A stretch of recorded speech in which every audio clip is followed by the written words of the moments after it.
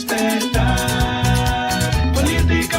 Señores, muy buenos días, muy buenos días. Esta es su plataforma Despertar Político, dándole las gracias al Dios Todopoderoso que nos permite llegar una vez más a todos los hogares de la República Dominicana. En el día de hoy recuerden que estamos saliendo en el canal 74 de Altiz, muy próximo en el canal 74 de Claro, así como también una línea de telecables en el nordeste del país y por los canales de YouTube Rafael Linares Guerrero.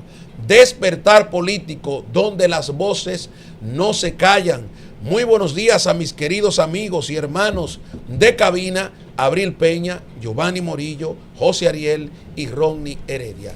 Buenos días. Muy buenos días a todo el público de Despertar Político, aquí despertando a la República Dominicana y el mundo con todas las informaciones que están sucediendo y, como siempre, con las voces que no se callan. Estamos aquí para todos ustedes. Bienvenido una vez más a este exquisito público que no pierde la sintonía de Despertar Político, como dice Abril, las voces que no callan. ¿Por qué, estimados seguidores? Porque tenemos el compromiso de hacer democracia y diciendo la verdad se hace democracia.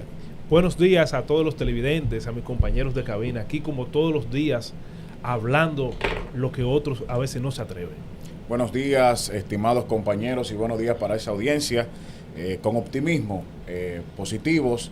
Recuerden esa frase de la palabra de Dios, Filipenses 4:13, todo lo podemos en Cristo que nos fortalece. Así es, señores, a anunciarle a los queridos seguidores que siempre se conectan, gente de todos los lugares, desde barbería, lugares específicos, colmados, supermercados, clínicas, me han escrito de todas partes, señores, en el metro, en las guaguas, en todos los lugares. Despertar Político es una realidad. Vamos a hacer una gran transformación visual en este estudio, un estudio que llegó también para quedarse a través de esta plataforma. Señores, muchos temas en el día de hoy quisiéramos iniciar. Vamos a comenzar diciéndole a la gente que tenga paciencia, así lo dice el ministro de Educación, Luis Miguel de Camps, cuando garantiza los cupos en las escuelas públicas. Es increíble cómo en la República Dominicana, en pleno siglo XXI, estamos nosotros luchando porque un niño vaya o consiga un cupo en la escuela pública. De verdad que nos llena un tanto de aliento, porque el Ministerio de Educación no es culpable del todo de por qué la gente no encuentra un cupo en las escuelas, pero sí es una deficiencia del sistema educativo dominicano. Pero yo no diría que es culpa del ministro actual, porque él tiene muy poco tiempo y él sencillamente está dando una situación. Pero de que es culpa del ministerio, culpa del ministerio. ¿De quién es la culpa? Que no hayan suficiente aula o suficiente asiento. ¿De los padres? Es culpa del Ministerio de Educación. No podemos culpar al ministro actual porque él encontró una situación de crisis. ¿Por qué yo digo que es una situación de crisis? Porque yo nunca en mi vida había visto tantas denuncias de escuelas en mal estado. Nunca en mi vida había visto tantas escuelas sin profesores. Y yo no estoy hablando solamente de las que llegan al periódico. Todos tenemos amigos que están en escuelas que nos hacen los cuentos de los profesores que les faltan. Solamente en 3 escuelas yo he contado 12 profesores de gente que son cercanas a mí, que las dirigen. Directores de escuelas con 1 año sin cobrar sus sueldos, señores. ¿Cuál es la excusa para el ministerio con uno de los mejores presupuestos del país no tenga con qué pagar profesores, no tenga con qué pagar personal administrativo, no tenga con qué comprar sillas y butacas, no tenga con qué mantener las infraestructuras? Sobre todo teniendo en cuenta que ese presupuesto todos los años no se cumple y tiene que devolver dinero al Estado. O sea, lamentándolo mucho, el Ministerio de Educación ha tenido mucha mala suerte, que yo espero que en este caso con Luis Miguel de Camps el manejo sea distinto. Pero definitivamente, tras 5 años, bajo el mismo gobierno, el Ministerio de Educación no puede seguir diciendo que la culpa es de Danilo. Estimados seguidores, ¿qué es lo doloroso? ¿Qué es lo lamentable? ¿Cuánto se luchó aquí en este país, en RD, como dicen los jóvenes? ¿Cuánto se luchó en RD para un 4% del Producto Interno Bruto para la educación? Hoy, señores, como dice nuestro compañero, hablar que hay que buscar cupo para el pan de la enseñanza. Señores, Pedro Enrique Ureña, le tengo que decir a Luis Miguel de Camps, con todo el respeto, si él no sabe la historia de Pedro Enrique Ureña, tiene que estar condenado en el más allá, porque la educación hoy en nuestro país está en el suelo. Señores, ¿cuánto dinero se invirtió en aulas? ¿Cuánto presupuesto? ¿Cuántos negocios se hicieron aquí? Tanto en los últimos 10 años, en todos los ministros que han pasado por esa institución. Es una burla que hoy en día, señores, un país que necesita educación, y hoy nuestros jóvenes, ¿cuál es la salida? Bueno, Giovanni, si no me dan oportunidad de un ser humano desarrollarse, de la única forma que un ser humano puede cambiar su estilo de vida es con educación. Pero parece que nuestros actores políticos, una palabra que nosotros siempre decimos, Ronnie, y José Ariel, no le importa un carajo el destino de la República Dominicana. Giovanni, yo voy a tener que venir con un ponta en un asunto porque él siempre tiene un dolor. Es chanza. Bueno, señores, realmente la sociedad dominicana, todos esperamos de una manera, qué sé yo, cómo decirlo, es que necesitamos un cambio en educación, señores. Yo no encuentro ni cómo decirlo. Siempre volvemos a lo mismo, la educación, siempre muchos recursos, porque eso maneja cuarto por pipa. Pero cuando vamos a la calidad de la enseñanza, cuando vamos también a la planta física, porque como señalaba Abril, y yo lo veo así, esto es un problema multifactorial de muchas patas, porque tenemos que faltan profesores, que faltan personal de limpieza. Encima de eso quieren meterle la cocina ahora. Entonces, faltan muchas cosas en educación. Aulas que se comenzaron, que están supuestamente en un 90 y algo % abandonadas. Cuando usted venga a retomar eso va a costar más, va a salir más caro todavía. Porque se destruye por el tiempo sin uso. Exactamente. Entonces, queremos una transformación profunda en la educación dominicana, donde, como dicen, cambiar el país desde las aulas. Y ahora, por lo menos, hay un aliciente que supuestamente se va a integrar la moral y cívica nuevamente a las aulas. Eso por lo menos es positivo.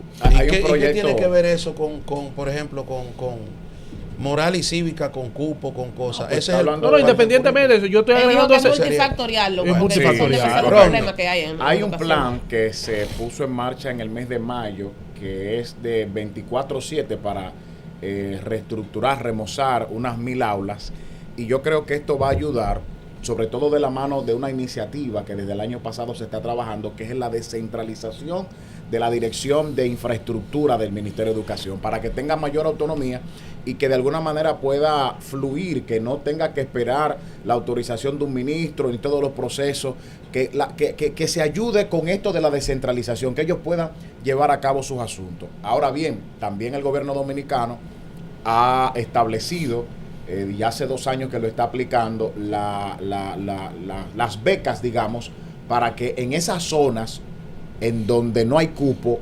garantizarle el acceso a los niños dominicanos. Sabemos que a esta altura de juego, con los años que tiene aplicándose el 4%, no deberíamos tener ese déficit de aula, pero la pandemia trajo un fenómeno. Muchos salieron de los colegios a las escuelas públicas, más un movimiento que hay demográficamente, que eso nos lo explicaba en una reunión con los periodistas Ángel Hernández Miyagi, cuando estuvo frente al ministerio, de que a veces se focaliza una población en una zona y nosotros podemos ver, por ejemplo, en Escuela Los Alcarrizos. Me tocó ver a alguien que fue a buscar un cupo, prácticamente a última hora le dijeron, sí, tenemos cupo, para ponerle un ejemplo. Sin embargo, en otra zona, en Santo Domingo Este, pues no habían. Creo que también el tema de los haitianos, que en algunas partes del país ocupan buena parte de esa matrícula, ahora con esas deportaciones que hemos visto mermas en los hospitales, vemos en el sector construcción que dicen que falta mano de obra, los bananeros, hoy en la prensa escrita salen pidiéndole una ayuda al gobierno porque justamente están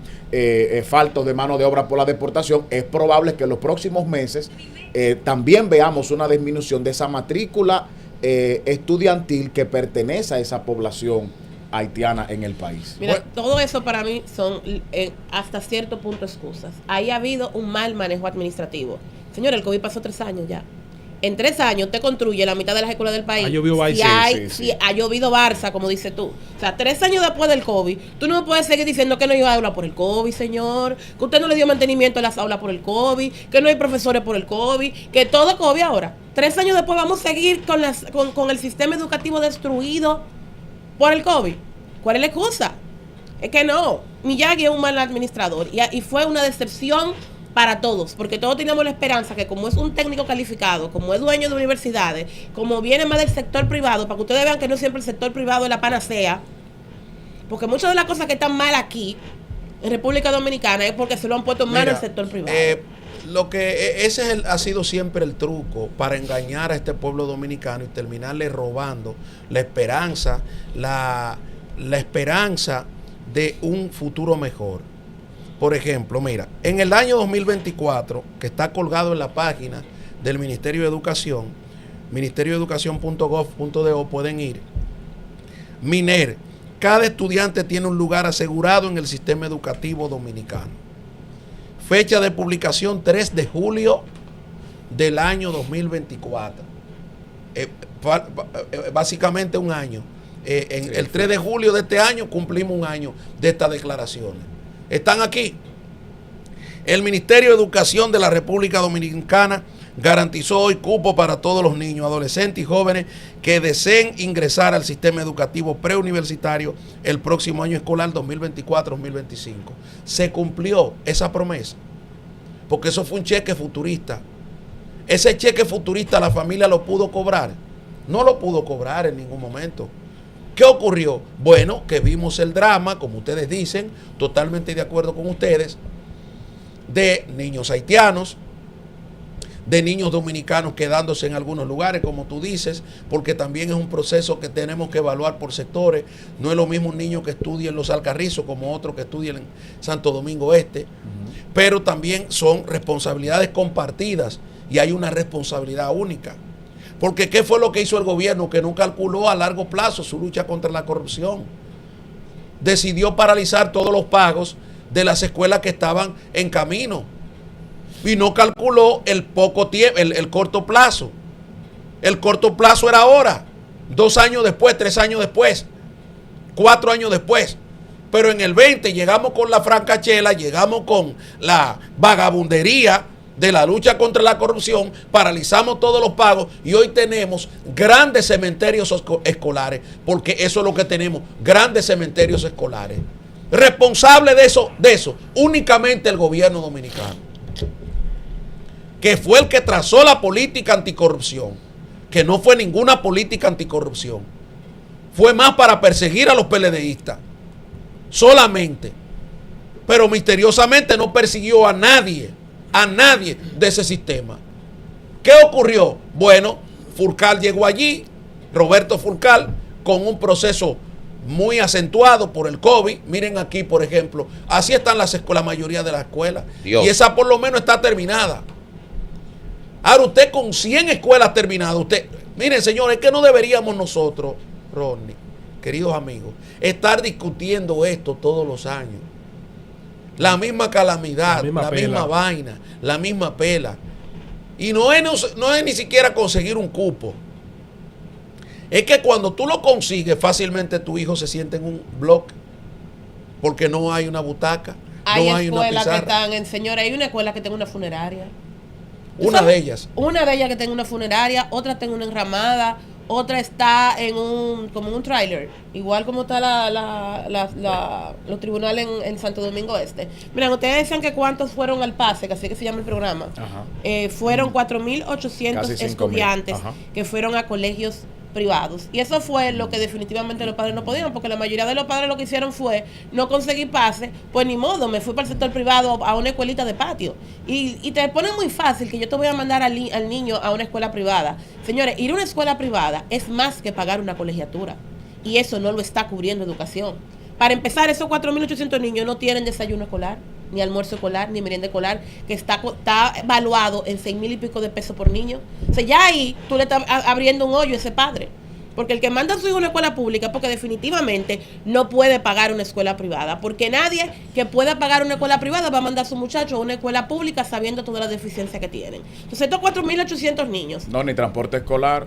Tiene buena observación esa que tú haces, porque tampoco está el transporte escolar. El TRAE no le aplica a mi niño, no solamente el colegio, está lo que tú dices, el tema de, bueno, todos los que tenemos hijos aquí, escolar, y el transporte que hay que pagarlo aparte. Tanda extendida. Estimado. No lo Exacto, tienen. también que eso, y si tú la quieres pagar en el colegio también, eso es otra colegiatura es que no igualita. es la panacea, tú estás mandando un muchacho al sector privado cuando Sí. los padres no tienen la Lo posibilidad idóneo económica es que se construyan las aulas que hacen falta. Punto. Estimados Totalmente. estimados hermanos, nobles seguidores que nos siguen aquí en Despertar Político, ¿qué le exige un ciudadano a un país, a una sociedad? Y muchas veces a los detentores del poder, que deben de tener un compromiso social. Señores, uno de los requisitos más importantes que le exige un ciudadano en el mundo es la educación.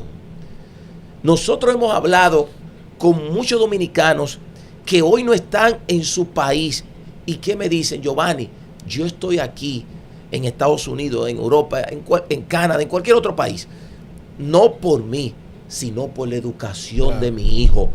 Me decía Salomón de Oli, un ingeniero amigo de hace muchos años, que su hija está en Estados Unidos. Giovanni, yo estoy feliz que esté aquí porque va a tener una mejor educación, una mejor calidad de vida. Señores, su papá fajado aquí en Santo Domingo está orgulloso de que su hija está fuera de la República Dominicana. Eso es lamentable, señores, porque como dice Abril, ¿quién tiene el privilegio aquí de pagar hoy en día unos estudios privados? Nadie, porque ahora la educación en el sector privado es un negocio y la educación no debe ser un negocio. Pero de un lado tenemos la debilidad institucional, como dice nuestro compañero Ronnie, colapsado el TRAE, colapsado el desayuno escolar, colapsado las aulas.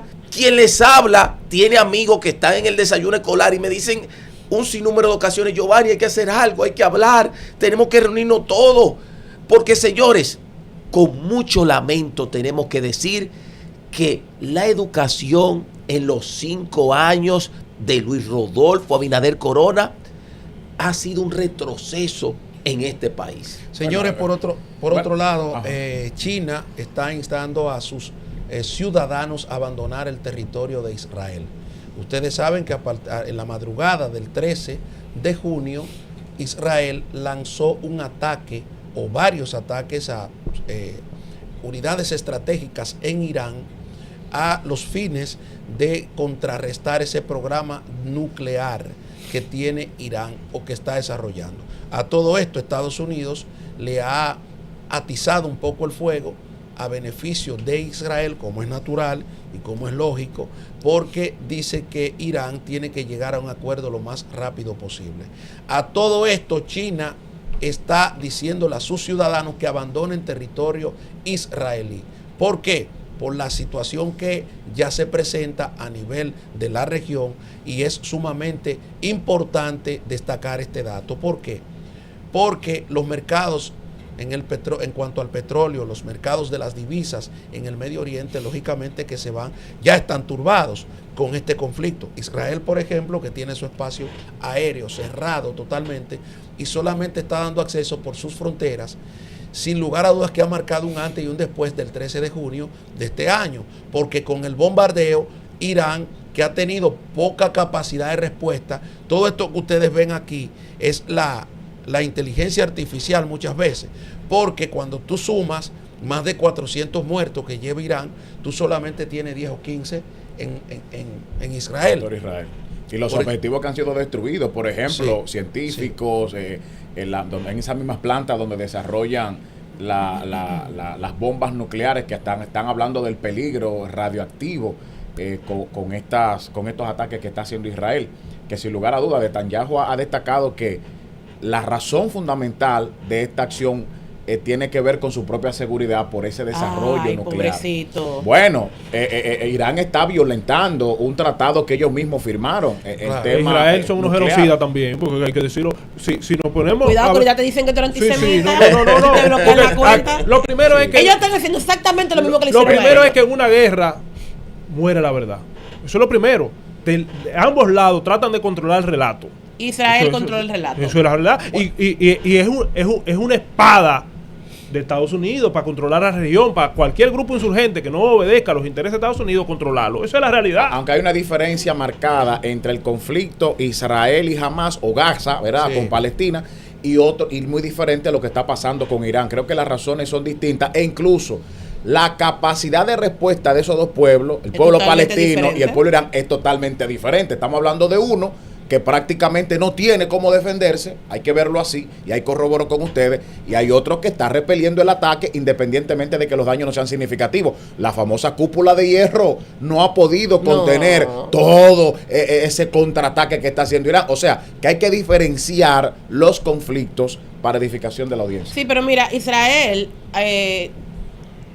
tiene una doctrina de supremacía regional. Ellos entienden que ellos solamente pueden sobrevivir si ellos tienen la supremacía de territorio, si tienen la supremacía armamentista y que tienen la supremacía tecnológica. Ustedes nada más mencionan a Irán y a Palestina, pero ahora mismo Israel tiene frente abierto en Palestina con Hamas, con el Líbano con Hezbollah, en Siria, en Irán y en Yemen, con la guerra en la sombra y los hutíes en Yemen. Pero que tiene tampoco son ruptura pueblos que le tiran flores. y además tiene ruptura diplomática con Argelia, con Libia, con Irak, con Afganistán, con Pakistán, con Bangladesh, con Túnez, con Indonesia y Malasia. Y además tiene tensión diplomática con Turquía, Jordania y Egipto. O sea, tiene problemas con toda la región, pero es la región la que está mal.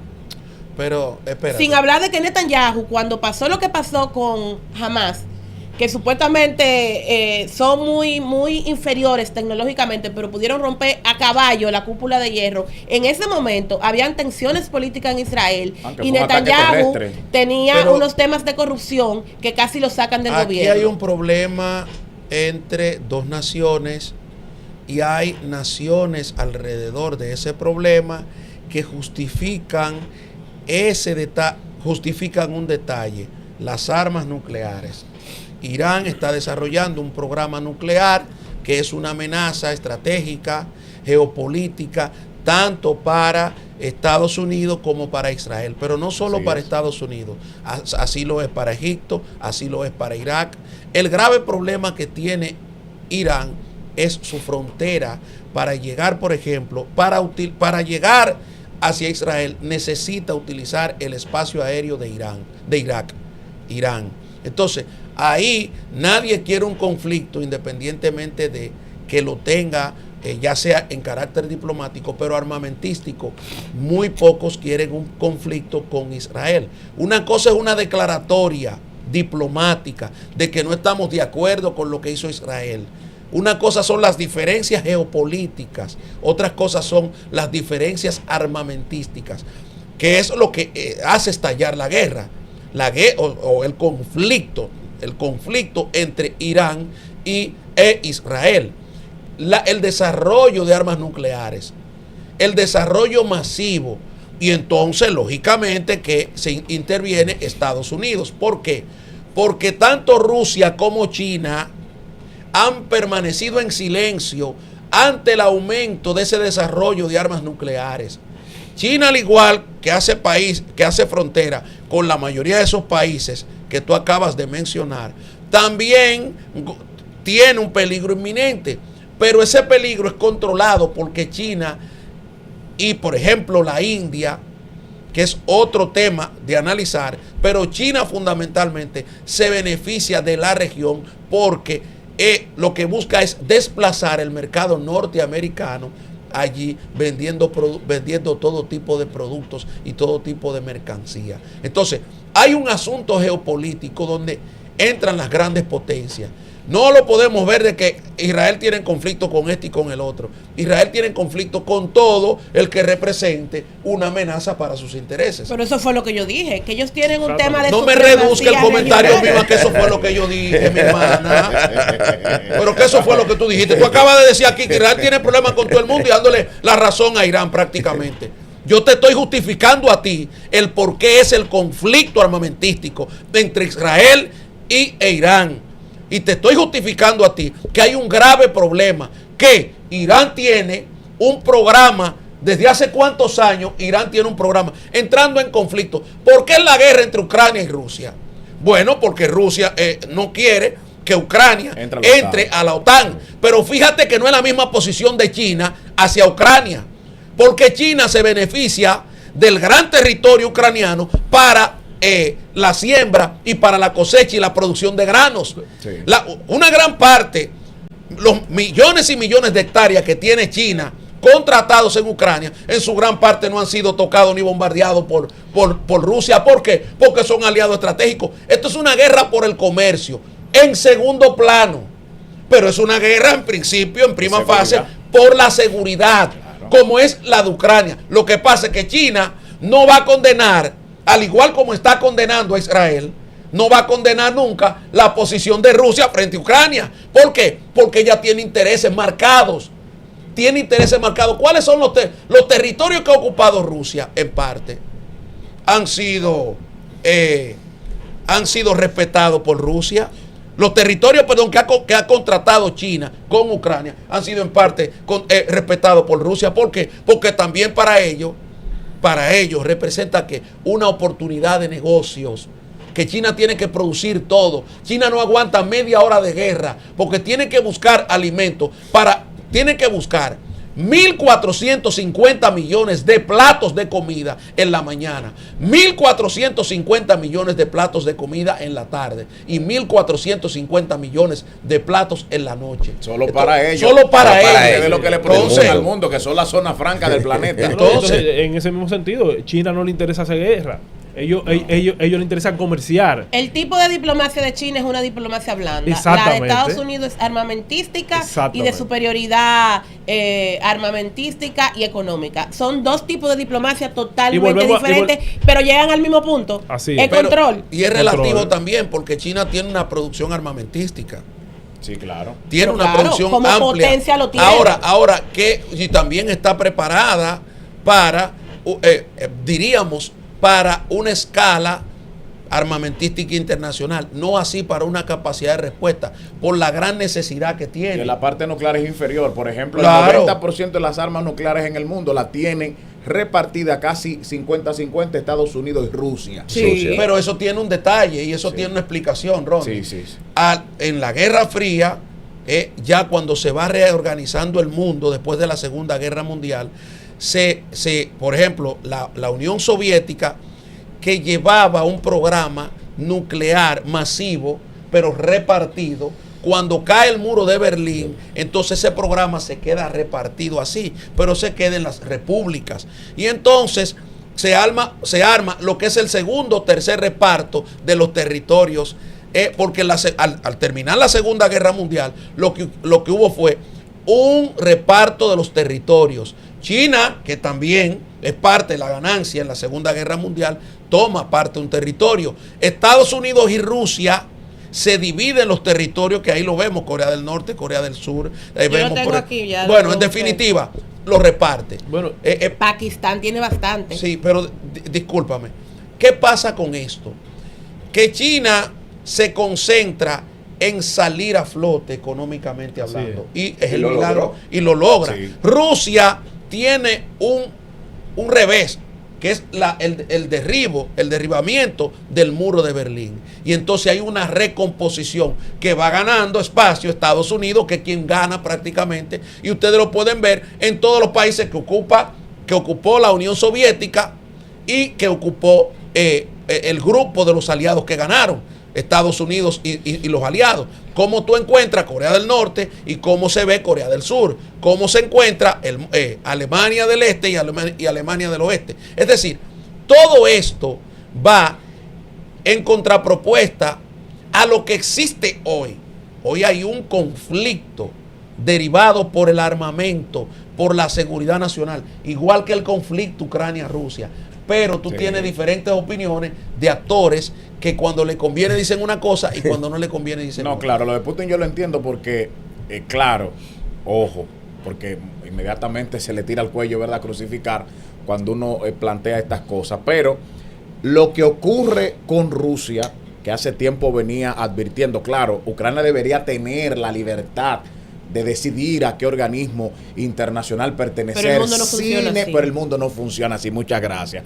Lo mismo que pasó en la crisis de los misiles en los 60, que Estados Unidos no quería tener esos submarinos ahí, ¿verdad? Misiles en Cuba, es lo que dice Putin. Dice, óyeme, pero yo teniendo esos misiles a tantos kilómetros del Kremlin, esto es un peligro. Entonces, no se metan ahí. Entonces, el tema internacional a veces es bastante complejo, pero corroboro también con Abril lo que planteaba, de que hay siempre quien domina el relato, sobre todo dependiendo en la parte del mundo que se encuentre. Claro. Usted, por ejemplo, ve RT Today, la cadena internacional de Rusia, y usted ve una perspectiva del conflicto en Ucrania y su escalada. Pero si usted ve los medios occidentales, pues va a tener otra perspectiva. Claro, así que es. Eso va a depender mucho de quién Pero controla el fíjate relato. que tú has traído un tema a la mesa muy interesante, la crisis de los misiles. A diferencia del conflicto ucraniano-ruso, por ejemplo, no estalla una guerra entre Estados Unidos y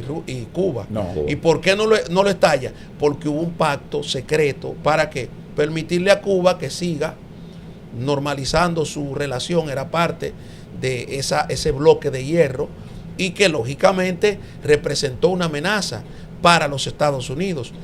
¿Qué hizo Estados Unidos? Fortaleció su estructura militar, primero en la base de Guantánamo, como tal, porque es una estructura militar, es una estructura de seguimiento, de monitoreo, y que estuvo cerca de todo el espacio aéreo cubano. Se concentró para provocar como amenaza. ¿Qué hizo? La ahogó financieramente.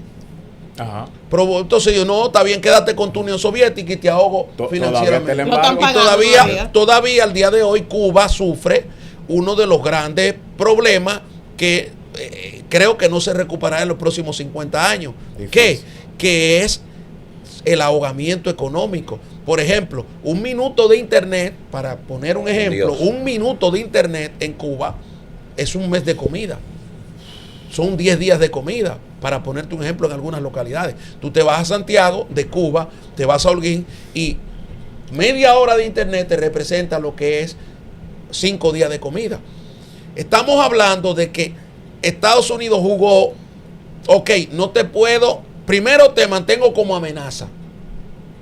Además, el papel del líder de la revolución cubana, que fue Fidel. Claro. O sea, Fidel se concentró en educar a ese pueblo. Fidel se concentró en, a pesar de todos los problemas económicos que tuvo, parte del dinero que consiguió la revolución cubana o Cuba la dedicó en estudios permanentes hacia el pueblo, hasta donde el Estado quiso o hasta donde el Estado le permitió, pero los educó. O sea, por eso esa revolución cubana pacta en gran parte con los militares. Cuando tiene una crisis, por ejemplo, referente al narcotráfico, manda un ejemplo, decir, aquí no penetra el narcotráfico, aunque fue en parte mentira, pero mandó un ejemplo ante la sociedad mundial. Y entonces Cuba iba mandando ejemplos de sobrevivencia a través de su propia invención, que es lo que no puede ocurrir ahora. ¿Por qué? Porque fíjate cómo no ocurre en Venezuela. ¿Qué está haciendo el venezolano? Difícilmente tú veías un éxodo de los cubanos. Tú ves un éxodo de cubanos hacia Miami, hacia Estados Unidos. Pero tú no ves un éxodo de cubanos a Costa Rica, a Centroamérica, a Colombia, a Panamá, a Venezuela. Ahora, tú no ves eso en Venezuela. En Venezuela tú ves un éxodo, en todas partes del mundo tú te encuentras con millones de venezolanos. ¿Por qué? Porque son prácticamente guerras comerciales y guerras armamentísticas diferentes desde los puntos de vista que tú lo has tratado, Rol. La geopolítica, a veces uno lo ve y yo veo que es medio complicado el juego geopolítico, porque a veces decimos, por ejemplo, no, que somos libres e independientes. Mentira, por favor, mentira. Cuando usted vive en la influencia de un imperio, usted como país, por más de que libre, independiente que usted sea, no es verdad que usted tiene toda esa libertad. Eso no es verdad. Usted vive bajo la influencia de un imperio. Y estamos viviendo un cambio de era, señores. Estamos hablando de que no hay un hegemón, que hay varios hegemones en la esfera mundial jugando. Entonces ya no asistimos a un mundo multipolar realmente. Entonces, señores, ahí es que va el asunto. Señores, nos vamos a una pequeña pausa y enseguida volvemos. Política.